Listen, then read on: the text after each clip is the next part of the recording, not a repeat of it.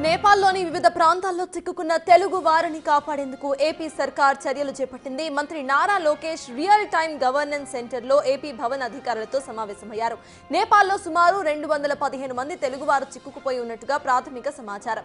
వారిని సురక్షితంగా తీసుకువచ్చేందుకు యుద్ధ ప్రాతిపదికన ఏర్పాట్లు చేయాలని మంత్రి లోకేష్ ఆదేశించారు.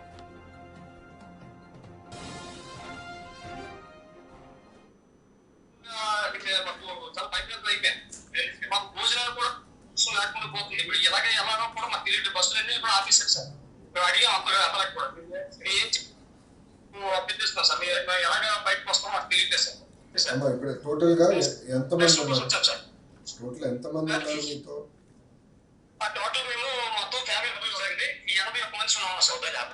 81 మంది ఉన్నారు.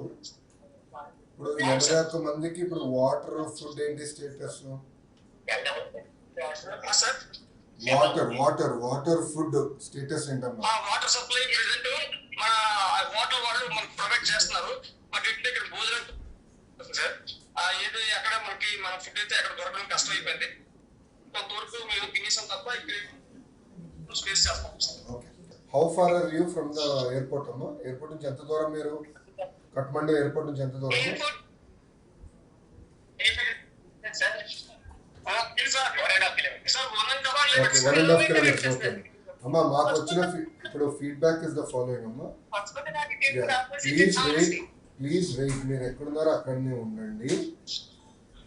మీరు ఎక్కడున్నారో you have to stay there అమ్మా. మేము will be in touch with you. మేము కోఆర్డినేట్ చేస్తాం, మీకు ఫీడ్బ్యాక్ ఇస్తామా time to time. Every 2 hours we will reach out to you అమ్మా. we'll give you feedback, nothing to worry. I'm coordinating with Ministry of External Affairs.